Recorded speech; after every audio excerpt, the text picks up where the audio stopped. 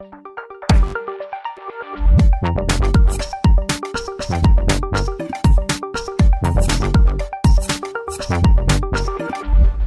alumnos, a continuación vamos a abordar un concepto central y fundamental del derecho de familia, que es la filiación.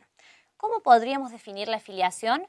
Bueno, lo primero que podríamos decir es que es el vínculo que une a los progenitores con sus hijos. Ahora bien, es importante reconocer en nuestro ordenamiento jurídico que hay distintas fuentes de filiación, ¿sí? Una primer fuente que podríamos nombrar es aquella fuente que la denominamos por naturaleza, ¿sí? Es decir, a través de la unión sexual entre un hombre y una mujer, ¿sí? Nace un bebé. En este caso estamos hablando entonces de la fuente de filiación por naturaleza o biológica. También tenemos otra fuente de filiación que es la filiación por adopción. En este caso, ¿cómo se crea el vínculo entre ese padre y ese hijo? Bueno, se crea en este caso en virtud de una sentencia judicial que crea el vínculo. Asimismo, tenemos que tener en cuenta que si hablamos de filiación adoptiva, estamos hablando de que esta puede ser simple, plena o de integración. Va a ser plena cuando, en términos generales, podríamos decir que el niño adoptado va a cortar sus vínculos y sus lazos con su familia biológica para integrarse como un hijo más a la familia que lo ha adoptado. Asimismo, tenemos la adopción simple, en la cual el vínculo se genera entre adoptante y adoptado. Y por último tenemos la adopción de integración, que ha sido expresamente reconocida en el Código Civil y Comercial como un tipo diferente de adopción en el cual se adopta al hijo del cónyuge o conviviente, ¿sí? Asimismo tenemos una tercera fuente de filiación, que esta sí es nueva en el ordenamiento jurídico argentino y nueva en el sentido de que ha sido incorporada a nuestro ordenamiento civil y comercial. Esta es la fuente de filiación denominada por técnicas de reproducción humana asistida. En este caso nosotros sabemos que hace muchísimos años la ciencia ha avanzado muchísimo en este sentido y aquellas parejas que no pueden concebir, ¿sí?, por alguna disfunción biológica o por estar conformado este matrimonio o esta unión o esta pareja por personas del mismo sexo, se pueden recurrir a técnicas de reproducción humana asistida, en la cual la ciencia nos asiste para que podamos lograr concebir un hijo. Tenemos que tener en cuenta que algunas de las técnicas de reproducción humana asistida son, por ejemplo, la fertilización in vitro. Asimismo, es importante que sepamos que esta técnica de reproducción humana asistida puede ser homóloga o heteróloga según se utilicen los gametos de la pareja, o va a ser heteróloga cuando yo pueda utilizar los gametos de un tercero, ¿sí? Tengamos en cuenta que este tercero siempre va a ser anónimo. Este tercero donante que va a donar óvulos, que va a donar esperma, es un donante anónimo y que por más que haya aportado el material genético, no se va a convertir en padre de este niño o de esta niña, porque en las técnicas de reproducción humana asistida, la filiación se crea por lo que denominamos voluntad procreacional, ¿sí? Es este querer ser padres sin importar el elemento biológico o genético. Es así entonces que hablamos de tres fuentes de filiación. Vamos a poner ejemplos entonces: Marcos y María se casan o están en una unión convivencial o están en pareja y María se queda embarazada de manera natural. En este caso estamos hablando de una filiación por naturaleza. Vamos a poner otro ejemplo. Susana y Pedro no pueden quedar embarazados y deciden iniciar los trámites de adopción y se anotan en el registro único de aspirantes para adopción. En este caso, una vez que ya se les haya otorgado la guarda y se haya realizado el juicio de adopción con la sentencia definitiva, ellos van a tener un hijo en virtud de la fuente de filiación que denominamos adopción. Asimismo, otro ejemplo: María y Susana están casadas y quieren tener un hijo. Van a recurrir a las técnicas de reproducción humana asistida utilizando esperma de un tercero, de un donante anónimo. En este caso, una de las dos va a quedar embarazada, va a dar a luz un hijo y ese hijo va a provenir de una fuente de técnica de reproducción humana asistida. ¿Qué lo une a todos ellos? Que todos son hijos, ¿sí? Que todos son hijos y son iguales ante la ley por más que provengan de diferentes fuentes de filiación. Esto reconoce una multiculturalidad en las familias y una apertura, ¿no es cierto?, a que quienes no puedan concebir de una manera natural tengan otras opciones para acceder a este derecho constitucional de formar una familia. Es muy importante entonces que tengamos en cuenta que en el certificado de nacimiento no se puede colocar cuál es la fuente de filiación de la cual proviene determinada persona, ¿sí? Esto no va a surgir del acta de nacimiento. Pero también es muy importante saber que es muy importante informar a nuestros hijos de qué fuente de filiación provienen. Es decir, tendremos la obligación de contarles a ellos en virtud de otros derechos constitucionales, como por ejemplo el derecho a la identidad, si son personas que han nacido en virtud de técnicas de reproducción humana asistida, en virtud de la adopción o en virtud de una técnica natural. Todos son iguales ante la ley.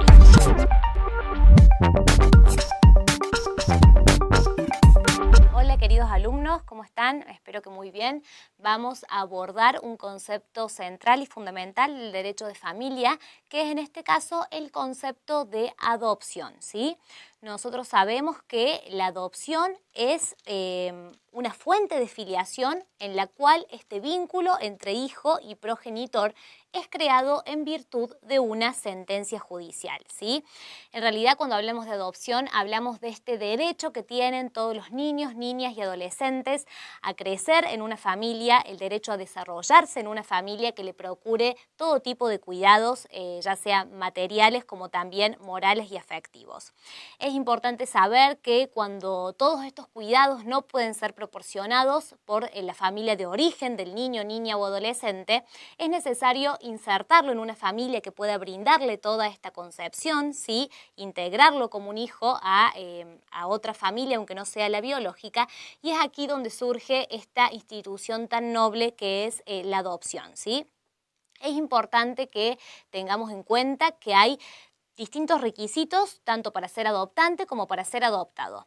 Cuando hablamos de los requisitos para ser adoptado, la única exigencia de la ley es que sea menor de edad, ¿sí? Porque exclusivamente este instituto es para amparar a aquellos niños, niñas y adolescentes que no han llegado a la mayoría de edad para que se desarrollen en el seno de una familia. Es decir, buscamos la mejor familia para este niño, ¿sí? En este sentido vamos a hablar ahora de lo que son algunos de los requisitos para ser adoptantes, ¿sí? ¿Quiénes pueden ser adoptantes en nuestro país?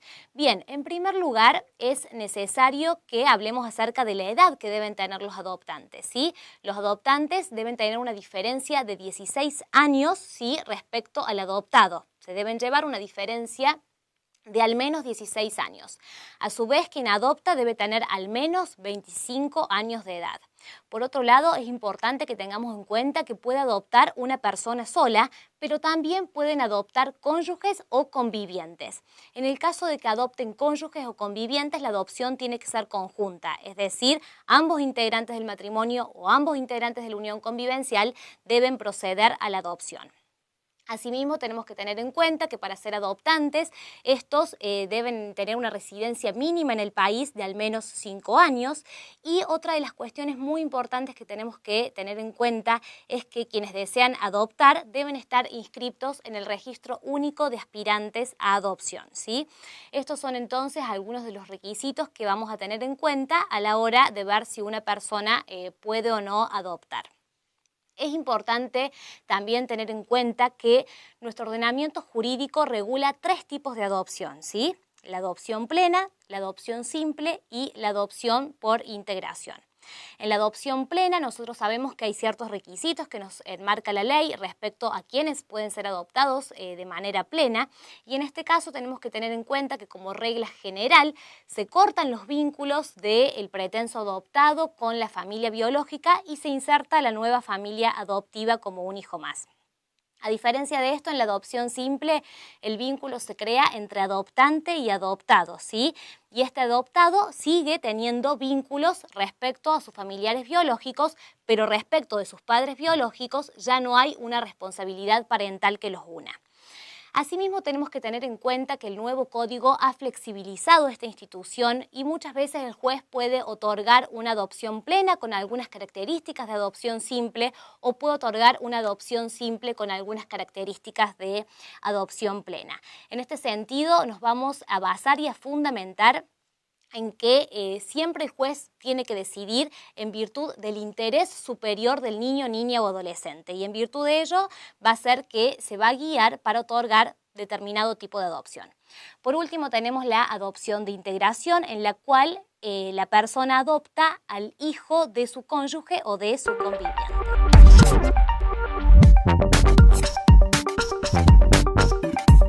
Estimados alumnos, qué gusto encontrarlos nuevamente.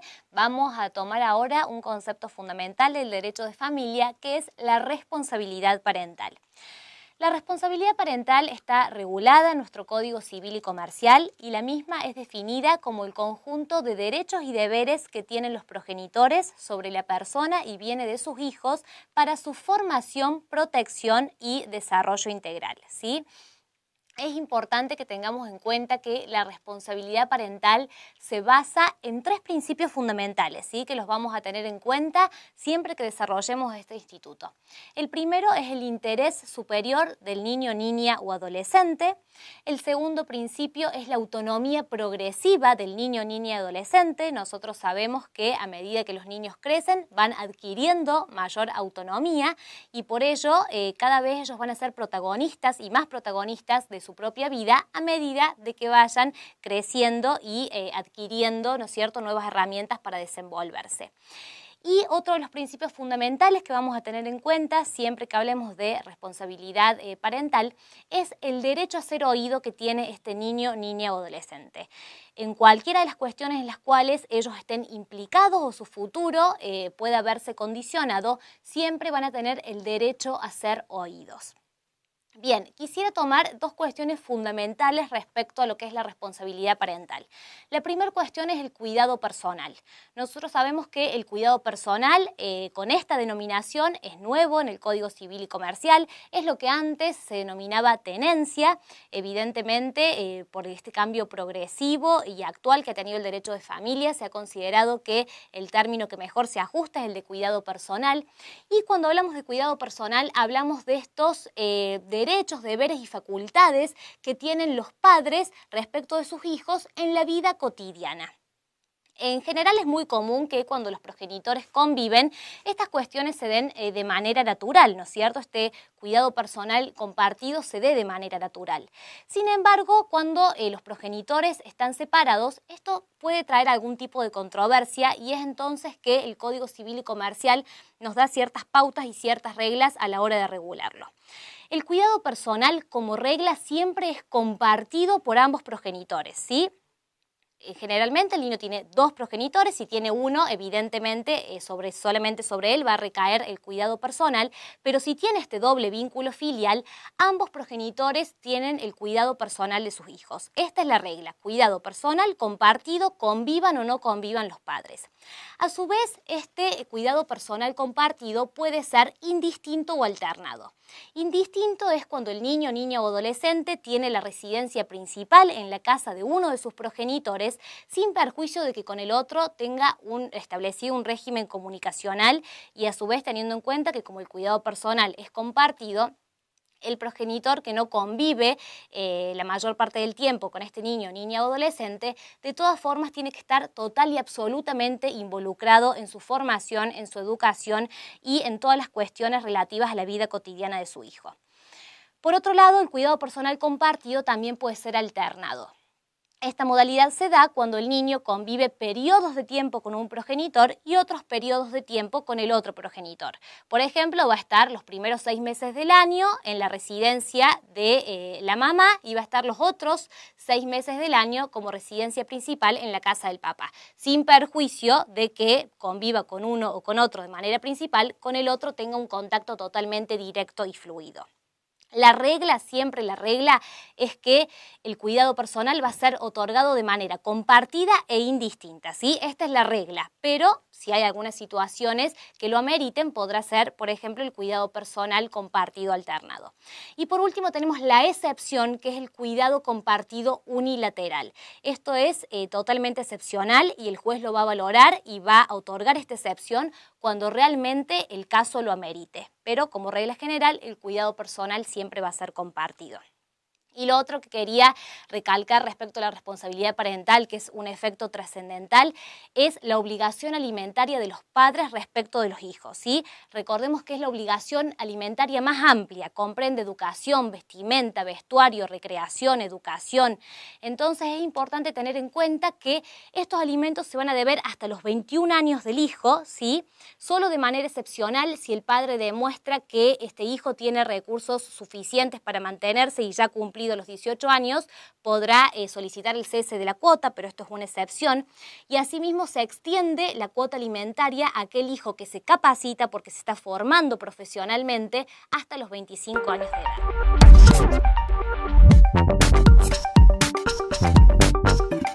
Estimados alumnos, a continuación vamos a abordar el concepto de tutela. Tenemos que tener en cuenta que la tutela es una institución que está destinada a proteger a los niños, niñas y adolescentes, tanto a su persona como a sus bienes, cuando no hay nadie que ejerza la responsabilidad parental sobre ellos, ¿sí? Estamos hablando entonces de un niño, niña o adolescente que no tiene quien ejerza responsabilidad parental sobre ellos, ya sea porque sus padres han sido suspendidos o privados de la responsabilidad parental o, por ejemplo, porque hayan fallecido. En este caso tenemos que tener en cuenta que los principios que guían la tutela son exactamente los mismos que nombramos cuando hablamos de responsabilidad parental. Es así que los principios de derecho cuando hablamos de tutela son interés superior del niño, niña o adolescente, autonomía progresiva de este niño, niña o adolescente y también el derecho a ser oído que tiene en todas las cuestiones judiciales que tengan implicancia en su vida o en su desarrollo. Tenemos que tener en cuenta que la tutela se puede otorgar de distintas formas, ¿sí? En primer lugar, podemos hablar de la tutela designada por los padres. Suele suceder que los padres, ante alguna eventualidad de prever el futuro, ¿sí?, decidan dejar asentado en una escritura pública o en un testamento quienes ellos desean que sea el tutor o los tutores de su hijo o sus hijos que no han alcanzado la mayoría de edad, ¿sí? Entonces es posible que quizás una mamá que está enferma, tiene su hijo que no ha alcanzado la mayoría de edad, ella sabe que es posible que pueda llegar a fallecer antes de que su hijo llegue a la mayoría de edad. Bueno, prevenga esta cuestión y deje un testamento designando como tutor de su hijo, de su hija, a determinada persona en la cual ella confía plenamente. Esto mismo se puede realizar también a través de una escritura pública. Ahora bien, es importante saber que no siempre vamos a contar con esta tutela designada por los padres. Además, para que ellos puedan designar tutor, recordemos que no deben estar privados ni suspendidos de la responsabilidad parental. Entonces va a haber casos en que ni siquiera puedan designar tutor en virtud de que están privados o suspendidos de esta responsabilidad parental. En ese caso vamos a hablar entonces de una tutela dativa. ¿Qué quiere decir esto? Que va a ser el juez quien decida quién va a ser la persona que va a cuidar, que va a proteger a este niño, a esta niña y a este adolescente, ¿sí? Tenemos que tener en cuenta que la tutela es una institución, como dijimos anteriormente, que recae para proteger los bienes y la persona de estos niños, niñas y adolescentes. Y respecto a los bienes, fundamentalmente es importante que tengamos en cuenta que debe rendir cuentas este tutor, ¿sí? Tengamos en cuenta que está administrando un patrimonio que no es suyo, ¿sí?, que es de un niño, niña y adolescente que no tiene quien ejerza responsabilidad parental, entonces va a tener que rendir cuentas. Y asimismo tenemos que tener en cuenta que esta función bueno, obviamente es retribuida, ¿sí?, de manera económica, es decir, el tutor que ejerce sus funciones va a verse provisto, ¿sí?, de una retribución económica por el trabajo realizado y que va a tener en cuenta el trabajo, ¿sí?, que ha invertido en ese rol y también el valor de los bienes que hay en juego y que son de este niño, niña y adolescente.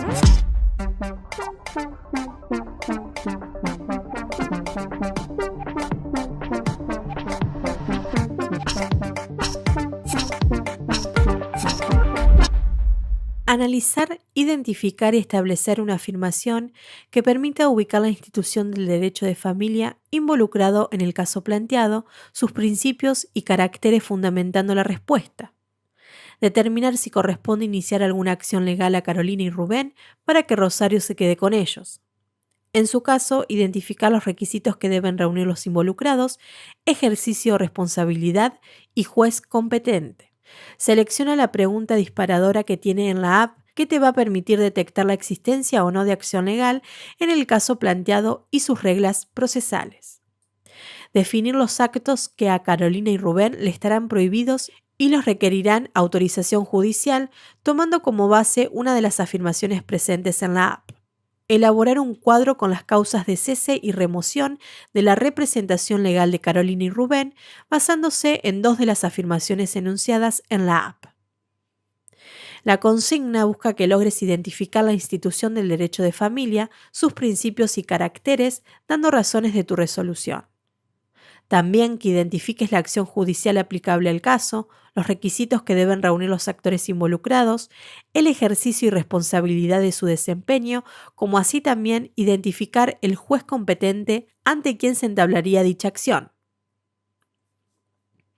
Se pretende que sepas distinguir qué actos jurídicos no estarán permitidos para los actores involucrados y aquellos que, estándolos, requerirán de autorización judicial para su validez. Y finalmente, que identifiques y compares las causas de cesación y de remoción del rol. Para resolver correctamente la actividad, debiste tener en cuenta el contenido del material de las lecturas, bibliografía básica y ampliatoria.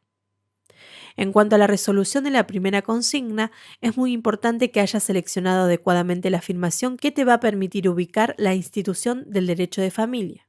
Por ejemplo, si escogiste la afirmación institución del derecho de familia que protege la persona y los bienes de los niños, niñas y adolescentes cuando no hay adulto que ejerza la responsabilidad parental, es una opción de respuesta correcta.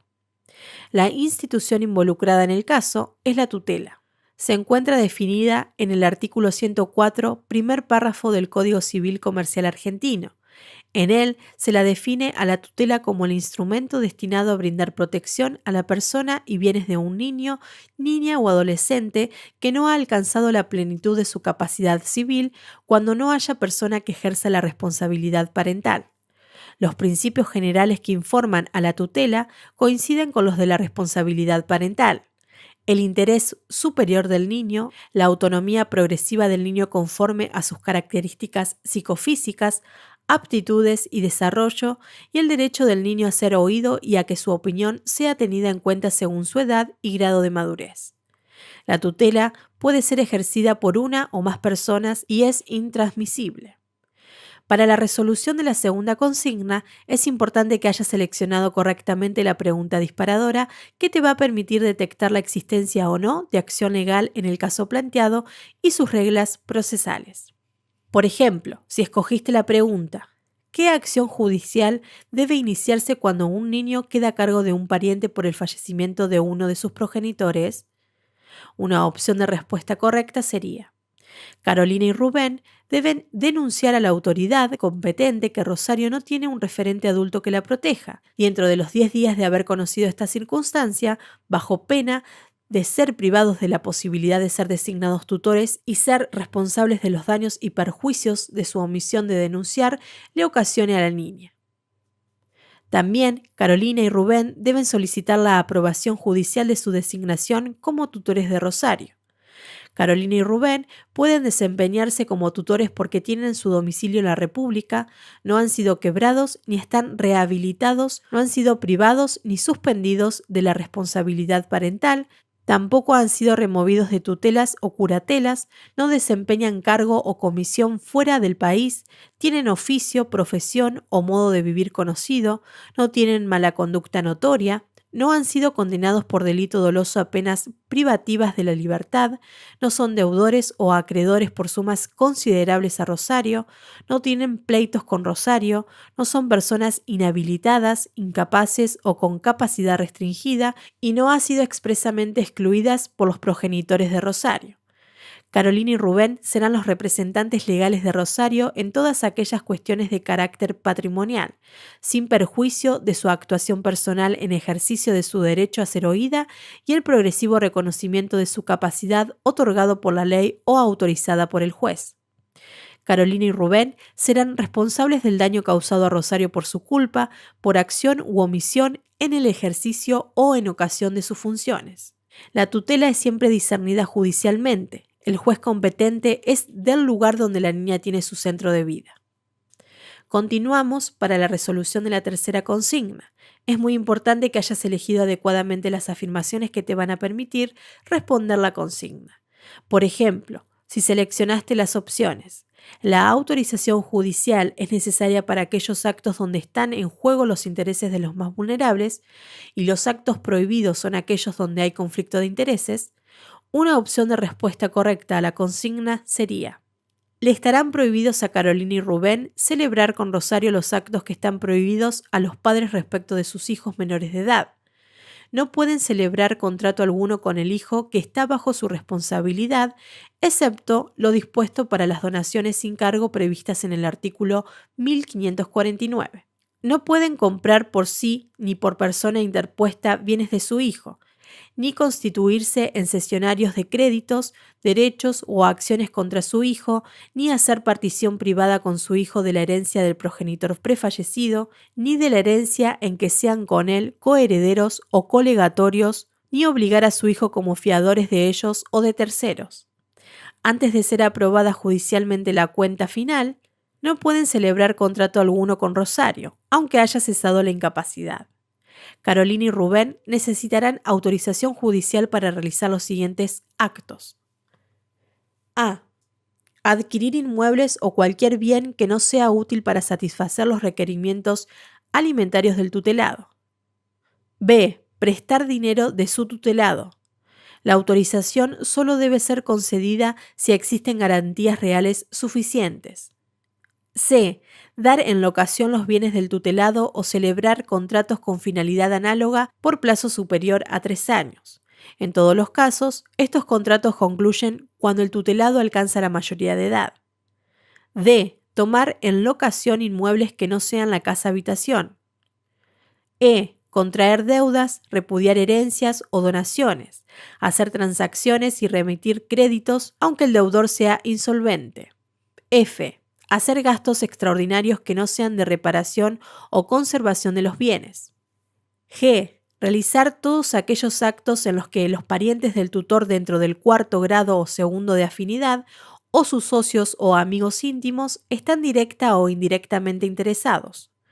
Por último, en cuanto a la resolución de la 4ª consigna, si por ejemplo elegiste las opciones mal desempeño de funciones y muerte de alguno de los involucrados, una opción de respuesta correcta sería